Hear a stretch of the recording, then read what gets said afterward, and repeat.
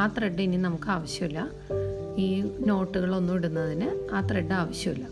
ഇനി അതിലുള്ള ബാക്കി 3 ത്രെഡ് ഉണ്ടാവുമല്ലോ, ആ 3 ത്രെഡും അടുത്ത കെട്ടിലുള്ള ഒരു ത്രെഡും കൂടി എടുത്ത് നമ്മൾ 4 ത്രെഡ് ഇതുപോലെ എടുക്കണം. ഇനി നമ്മൾ ആദ്യം ചെയ്തതുപോലെ തന്നെ 4 ഷേപ്പിൽ വെച്ചിട്ട് ഒരു സ്ക്വയർ നോട്ട് ഇട്ട് കൊടുക്കണം.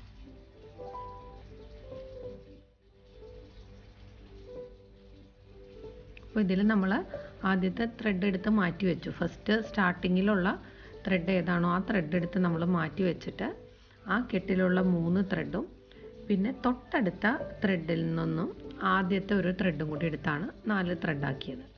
എന്നിട്ട് അതിൽ ഇതുപോലെ തന്നെ നമ്മൾ ആദ്യം ചെയ്ത പോലെ തന്നെ ഒരു സ്ക്വയർ നോട്ട് ഇട്ട് കൊടുക്കുക.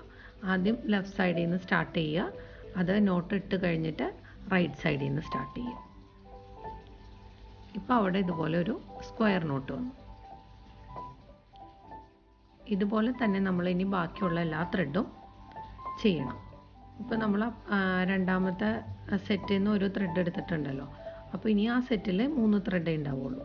അപ്പോൾ തൊട്ടടുത്തുള്ള സെറ്റിൽ നിന്ന് ഒരു ത്രെഡും കൂടി എടുത്തിട്ട് നമ്മൾ സ്ക്വയർ നോട്ട് ഇട്ട് കൊടുക്കാം. ഇതുപോലെ രണ്ടാമത്തെ റോയും ആ അറ്റം വരെ കംപ്ലീറ്റ് ചെയ്യാം. ഇപ്പോൾ സെക്കൻഡ് റോയും ഇതുപോലെ സ്ക്വയർ നോട്ട് കംപ്ലീറ്റ് ചെയ്തിട്ടുണ്ട്. ഇനി നമ്മൾ ആദ്യം ബിഗിനിങ്ങിൽ നമ്മളൊരു ത്രെഡ് മാറ്റി വെച്ചിട്ടുണ്ടല്ലോ, അതുപോലെ തന്നെ ഈ കെട്ടി കഴിഞ്ഞ് ലാസ്റ്റ് വരുന്ന ത്രെഡും മാറ്റി വെക്കാം. അത് ഇനി നമുക്ക് ഇതുപോലെ നോട്ട് ഇട്ട് കൊടുക്കാൻ ആവശ്യമില്ല. അത് നമുക്ക് ഇതിൻ്റെ സപ്പോർട്ടിന് വേണ്ടിയിട്ട് നമുക്ക് ഈ കൊട്ടയിൽ തന്നെ സൈഡിൽ കെട്ടാനുള്ളതാണ്. ഇനി നമ്മൾ നേരത്തെ ചെയ്തതുപോലെ തന്നെ ആദ്യത്തെ ത്രെഡ് എടുക്കില്ല, അത് മാറ്റി വെച്ചിട്ട് ഫസ്റ്റ് സെറ്റിലെ 3 ത്രെഡും തൊട്ടടുത്ത സെറ്റിലെ ഒരു ത്രെഡും എടുത്തിട്ട് വീണ്ടും ഒരു സ്ക്വയർ നോട്ട് ഇട്ട് കൊടുക്കാം. ഇതുപോലെ തേർഡ് റോയും കംപ്ലീറ്റ് ചെയ്യണം. അതുപോലെ തന്നെ നമുക്ക് താഴേക്ക് എല്ലാ റോയിലും സ്ക്വയർ നോട്ട് ഇട്ട് കൊടുക്കാം.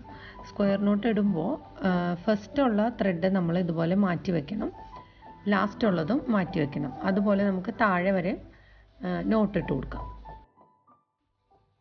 നമ്മൾ ഇതുപോലെ ഫസ്റ്റും ലാസ്റ്റും ഉള്ള ത്രെഡ് മാറ്റി വെക്കുന്നത് കൊട്ടയുടെ സൈഡിൽ ഇതുപോലെ കെട്ടിക്കൊടുക്കണം. നല്ല ടൈറ്റായിട്ട് കെട്ടിക്കൊടുക്കാം.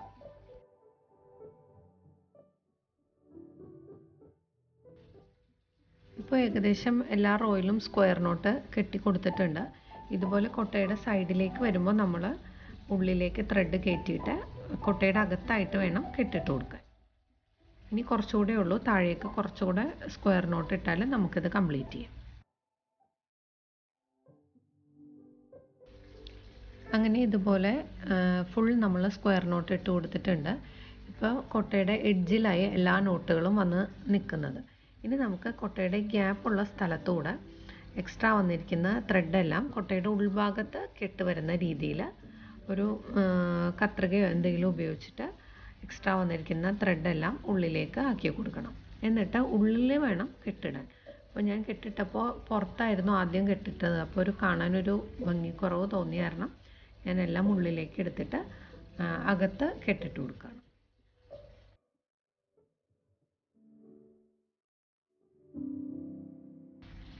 ടൈറ്റായിട്ട് നമ്മൾ ഇതുപോലെ കെട്ടിയിട്ടിട്ട് എക്സ്ട്രാ വന്നിരിക്കുന്ന ത്രെഡെല്ലാം നമുക്ക് കട്ട് ചെയ്ത് മാറ്റാം.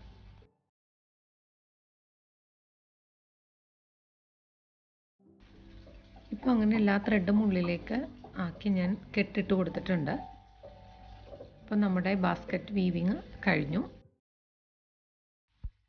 ഇനി നമുക്ക് ഈ ബാസ്ക്കറ്റ് ഹാങ് ചെയ്തിടാനായിട്ട് മുകളിലായിട്ട് ഇതുപോലൊരു ത്രെഡ് കെട്ടിക്കൊടുക്കാം.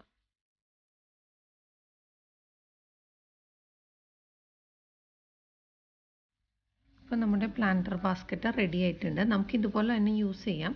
പക്ഷെ ഞാൻ അതിൻ്റെ താഴെ കുറച്ച് ടാസൽസും കൂടെ വച്ചു കൊടുക്കുന്നുണ്ട്. ഇതുപോലെ ടാസൽ ഉണ്ടാക്കിയിട്ട് അതിലൊരു വുഡൻ ബീഡും കൂടെ ഇട്ടിട്ട് ഇതിൻ്റെ താഴെ അറ്റാച്ച് ചെയ്ത് കൊടുക്കാം.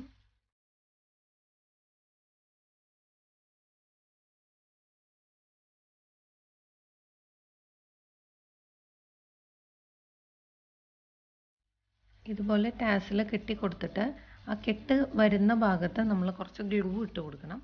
അല്ലെങ്കിൽ ആ കെട്ട് അവിടെ നിന്ന് അഴിഞ്ഞു പോകാൻ ചാൻസ് ഉണ്ട്.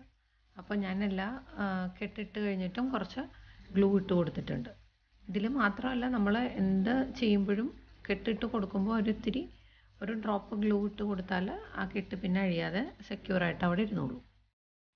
ഇതുപോലെ തന്നെ 2 സൈഡിലേക്കും ടാസൽസ് അറ്റാച്ച് ചെയ്ത് കൊടുക്കാം. ഞാൻ ഇതുപോലെ ടാസൽസ് എല്ലാം കെട്ടിയെടുത്തിട്ടുണ്ട്. ടാസൽസ് വച്ചു കൊടുക്കണമെന്ന് നിർബന്ധമൊന്നുമില്ല. മാക്രമേ ബാസ്ക്കറ്റിൽ ഇതുപോലെ ടാസൽസ് ഉണ്ടാവാറില്ല സാധാരണ. മാക്രമേ ത്രെഡ് തന്നെയാണ് താഴേക്ക് ഇങ്ങനെ ഹാങ് ചെയ്ത് കിടക്കുന്നത്. അപ്പോൾ ഞാൻ പിന്നിൻട്രസ്റ്റിൽ ഞാൻ ഇതുപോലൊരു മോഡൽ കണ്ട് അപ്പോൾ ഞാൻ അതൊന്ന് ചെയ്ത് നോക്കിയതാണ്. അപ്പോൾ സ്ക്വയർ നോട്ട് നമ്മൾ പഠിച്ചെടുക്കുകയാണെങ്കിൽ നമുക്ക് വളരെ എളുപ്പത്തിൽ ബാസ്ക്കറ്റ് ചെയ്തെടുക്കാൻ പറ്റും.